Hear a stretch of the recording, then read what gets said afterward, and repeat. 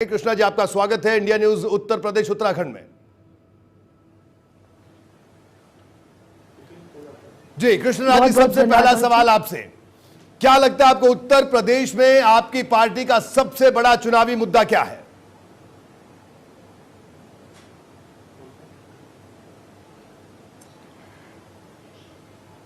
उत्तर प्रदेश में हमारा सबसे बड़ा विकास को रास्ते पर ले जाना और भ्रष्टाचार से मुक्त कराना, ये हमारी सरकार का पहला उद्देश्य है। लेकिन कृष्णा जी, अगर बात करें बीएसपी की, बीएसपी का कहना है कि दलित वोट बैंक उसके साथ आज भी इंटैक्ट है, पूरी तरह से जुड़ा हुआ है। तो ऐसे में क्या आपको लगता है कि उत्तर प्रदेश में हर तबका आपके साथ कैसे चलेगा आखिरकार?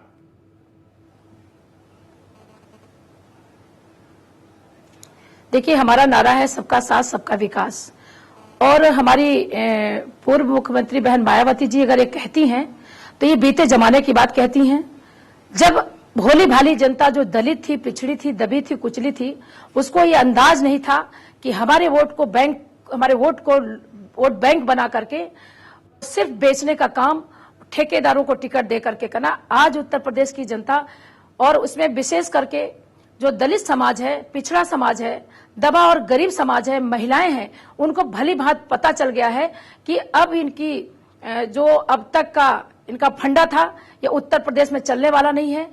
सब ने वर्ष 2014 में बढ़ चढ़ करके जातिवाद और सारे भेद भूल करके दलगत राजनीति से उठ करके सिर्फ साथ दिया था तो भारतीय जनता पार्टी के कमल निशान का और माननीय प्रधानमंत्री नरेंद्र मोदी जी के नेतृत्व में विश्वास किया था। आज वो कायम है। हम सब लोग उत्तर प्रदेश में फिर बहुत बहुमत के साथ सरकार बनाने जा रहे हैं। जी कृष्णा जी, आपका जन्म फैजाबाद में हुआ, फैजाबाद की आप बेटी हैं, लेकिन फैजाबाद ही वो जगह है जहां पर भारतीय जनता पार्टी यानी राम मंदिर जहां पर है, और खास तौर पर वहीं से बीजेपी की पूरी राजनीति ने एक तरह से बदलाव आया और भारतीय जनता पार्टी खड़ी हुई प्रदेश में। तो राम मंदिर के मुद्दे को लेकर आपकी पार्टी हमेशा सवालों में रही है कि जब जब आप सरकार में आते हैं तब आप राम को भूल जाते हैं, और जब सरकार में नहीं रहते हैं तो आपको सिर्फ राम लल्ला याद आते हैं। इस पर क्या कहना है आपका?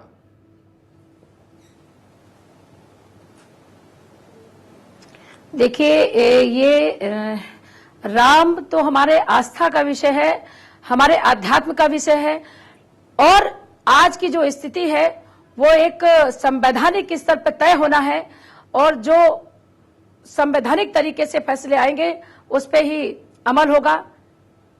इतना ही मुझे कहना है इस पे। कृष्णा जी, क्या कहना आपको? आपको नहीं लगता कि अभी भारतीय जनता पार्टी में जो दूसरी पार्टियों से लोग आए उनको टिकट दे दिया गया, और पार्टी के अपने कार्यकर्ता, आपके कार्यकर्ता, समर्पित कार्यकर्ता खासे नाराज, उन्होंने कई जगह पर विरोध भी किया। तो इस विरोध, इस नाराजगी का आपको नुकसान उठाना पड़ सकता है विधानसभा चुनाव में, क्या कहना आपका? बिल्कुल नहीं। हमारा जो परिवार है, पार्टी है, और राष्ट्रीय स्तर की पार्टी होने के नाते हमारे दल में सभी लोग हैं, सबको साथ लेके चलने की जरूरत है।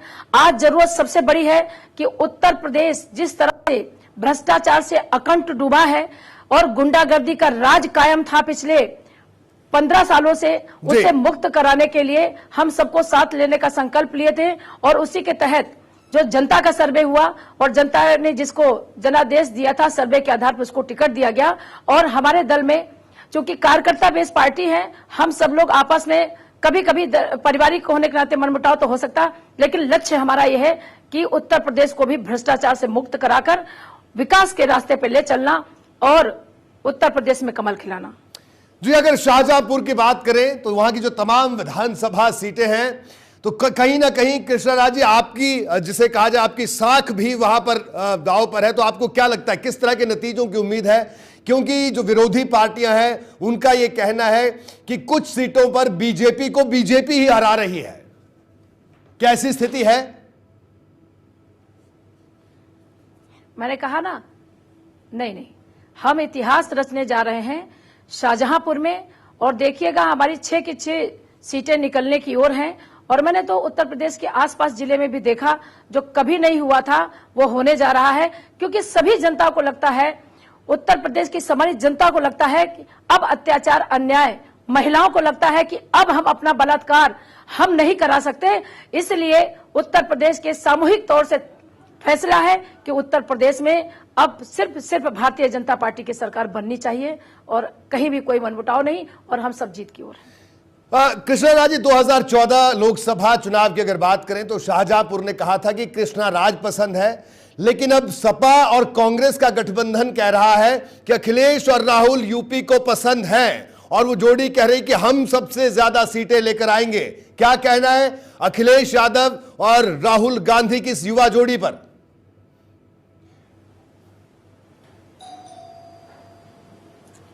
जब कोई असहाय हो जाता है और अपने आप अपनी तारीफ करने लगता है, तो ये समझ लीजिए कि कहीं न कहीं उसकी कमजोरी जग जाहिर हो जाती है।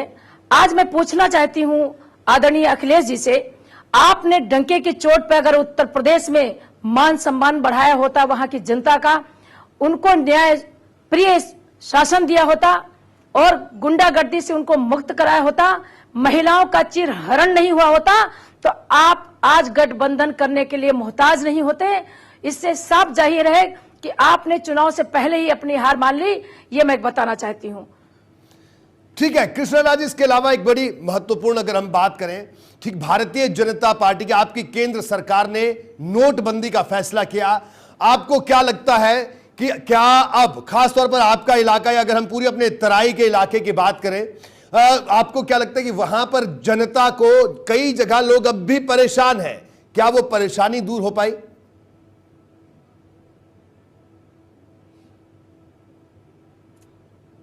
देखिए, देश परिवर्तन की ओर है, पूरा राष्ट्र परिवर्तन की लहर चल रही है, और ऐसे में मैं ये मान सकती हूं कि कहीं भी कुछ परिवर्तन होता है तो थोड़ा बहुत दिक्कतें जरूर होती हैं, लेकिन मैंने पूरी आम जनता की अगर बात करें तो उनको ये लगता है कि बरसों बरस आजादी के बाद से अब तक जो मेरे साथ विकास की बात करते थे, न्याय की बात करते थे, और हमको वो सुनहरे सपने दिखा के हर 5 साल बाद लूटने का काम करते थे, और हमारे ही जनता के धन को इकट्ठा कर रखा था, ऐसे लोगों से धन निकाला गया। इसलिए जनता को उम्मीद है कि जो भी ये काला धन निकला है, आने वाले समय में हमारे भारतीय जनता पार्टी और नरेंद्र भाई मोदी जी की सरकार सिर्फ जन कल्याणकारी योजनाओं में उसका उपयोग करने जा रही है। ये विश्वास के साथ ये उत्तर प्रदेश और देश की जनता दृढ़ संकल्प है।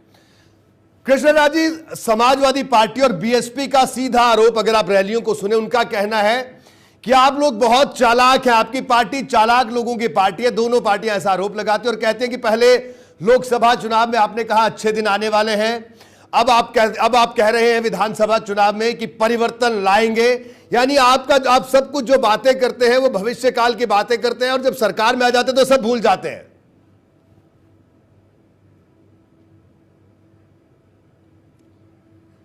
हमने जो भारत सरकार बनी उसके बाद जो नीतियां बनाने का काम किया, वो सीधे वो जन कल्याणकारी नीतियां बनी हैं, और उस सारी योजनाओं को धरातल पर लाने के लिए, क्योंकि एक संघीय व्यवस्था है, संवैधानिक व्यवस्था है, कि जब तक स्टेट की मशीनरी साथ नहीं देती तब तक हम उसको अमली जामा नहीं पहना सकते। इसलिए अब उत्तर प्रदेश की भी जनता ये जान रही है कि भारत सरकार का जितना भी धन है जो भेजा गया है, वो उत्तर प्रदेश की सरकार ने जन जन तक पहुंचाने का काम नहीं किया, बल्कि जनता को भ्रष्टाचार का भेंट चढ़ाया और उनको परेशान किया। इसलिए अब उत्तर प्रदेश की जनता अब तक जो बीत गया उसको दोहराना नहीं चाहती, और सीधे भारत सरकार की जो योजनाएं हैं उनको उत्तर प्रदेश में सरकार बना करके आम जन तक पहुंचाने का कार्य अब ये सरकार करने जा रही है, और उत्तर प्रदेश का पूरा समर्थन है। अखिलेश यादव आरोप लगाते हैं, उनका कहना है कि केंद्र सरकार ने उत्तर प्रदेश को बजट और तमाम जो केंद्रीय योजनाएं थी उनका जितना लाभ मिलना चाहिए था, आप लोगों ने उतना लाभ नहीं दिया। इन आरोपों पर क्या कहना है कृष्णा राज जी? मैं फिर कहना चाहूंगी माननीय अखिलेश जी से कि आज उत्तर प्रदेश की जो दुर्दशा है इनके ही कार्यकाल में, पिछले कार्यकाल की तो बात छोड़िए, आज अगर गांव में जाइए, सर्व शिक्षा अभियान के तहत पैसा पूरा जा रहा है भारत सरकार का, मिड डे मील बच्चों को नहीं मिल पा रहा है, जो मेनू बना है, आज जो है पेंशन लोगों को नहीं मिल पा रही है, तो ये उत्तर प्रदेश की सरकार ने जो पैसा मांगा था उसको दिया गया। आज आवास नहीं मिल पा रहे, गली आज भी वैसे अधूरी पड़ी है, छप्पर देखा जाए तो आवास नहीं मिल रहा है। सारा ये जो भारत सरकार का धन उत्तर प्रदेश में जो गया है वो आम जन तक नहीं पहुंच पा रहा है, तो ये किसकी जिम्मेदारी बनती है? क्योंकि देखिए, मशीनरी का कार्य उत्तर प्रदेश का कराना होता है, कुशल प्रशासन देना और मॉनिटरिंग करना ये उत्तर प्रदेश सरकार की जिम्मेदारी है। आज अगर त्राह त्राह जनता कर रही है, उसको उसका हक नहीं मिल रहा है, तो ये सीधे सीधे उत्तर प्रदेश के जो हमारे मुख्यमंत्री आदरणीय अखिलेश जी हैं उनकी जिम्मेदारी जाती है। भारत सरकार लगातार जो है जन कल्याणकारी योजनाओं के लिए धन मुहैया कराता रहा, और इनसे पूछा जाए वो धन कहां गया। ठीक है कृष्णराज जी, आखिरी 2 सवाल आपसे। पहला सवाल ये कि लखीमपुर खीरी की और की हम बात करें, माफी चाहूंगा शाहजहांपुर की अगर हम बात करें तो जी शाहजहांपुर की बात करें तो पिछला जो विधानसभा चुनाव हुआ वहां पर 6 में से 1 सीट भारतीय जनता पार्टी के खाते में गई, बाकी 5 सीटों पर तीसरे नंबर पर बीजेपी रही। तो क्या लगता है आपको कि तीसरे नंबर से उठकर कैसे पहले नंबर तक पहुंचेगी आपकी पार्टी? हालांकि लोकसभा चुनाव में आपने शानदार प्रदर्शन किया।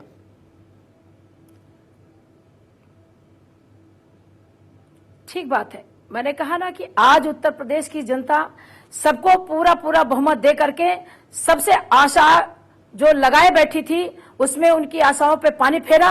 वो बार बार जो है जो 5 साल करके उत्तर प्रदेश को ठगने और लूटने का काम किया, उसका जवाब लोकसभा चुनाव में उत्तर प्रदेश की जनता ने भरपूर दिया। आज भी अपने उसी आशा और उम्मीद पे कायम है। और मैंने अभी लखीमपुर और शाहजहांपुर दोनों जिले का 8 विधानसभा लखीमपुर में है, शाहजहांपुर में 6 विधानसभा हैं। मैंने 15 16 मीटिंगों में जा करके अपने सम्मानित जनता के बीच में रह करके उनके दुख दर्द को समझा, और उन सब के बीच में जो समझा है वो सब ने संकल्प किया है कि हम अब किसी के बहकावे नहीं आएंगे, बहकावे में नहीं रहेंगे, और न्याय और विकास पाने के लिए आदरणीय नरेंद्र भाई मोदी जी के कुशल नेतृत्व में ही उत्तर प्रदेश में जो कमल खिल रहा है, यहां से सारी सीटें निकाल करके भेजेंगे, ये मैंने स्वयं देखा। ठीक है कृष्णराज जी, एक आखिरी सवाल आपसे, क्या लगता है आपको, आप सांसद हैं शाहजहांपुर से, तो वहां की जनता इस बार ये जो चुनाव हो रहा है, इस चुनाव में आपका जो अब तक का कार्यकाल रहा, जनता उसको देखकर भी वोट करेगी, उसका भी यहां पर एक तरह से टेस्ट होना है, चुनौती है, क्या कहना आपका?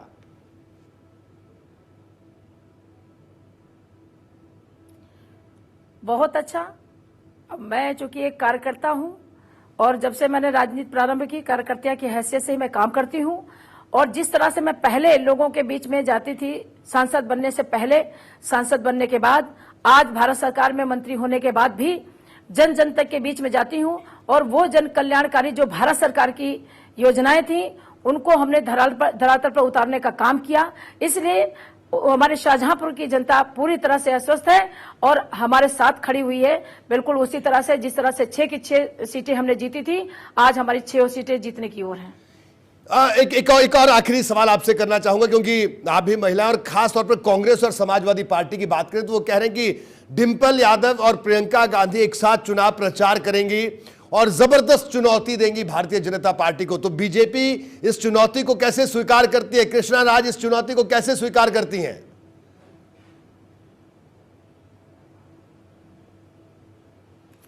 चलिए, ये बात तो समझ में आई कि महिलाएं भी जब बहुत विपत्ति आती है तो सारा खानदान सब निकल करके चुनाव प्रचार करता है, ये अच्छी बात है, महिलाएं निकलेंगी।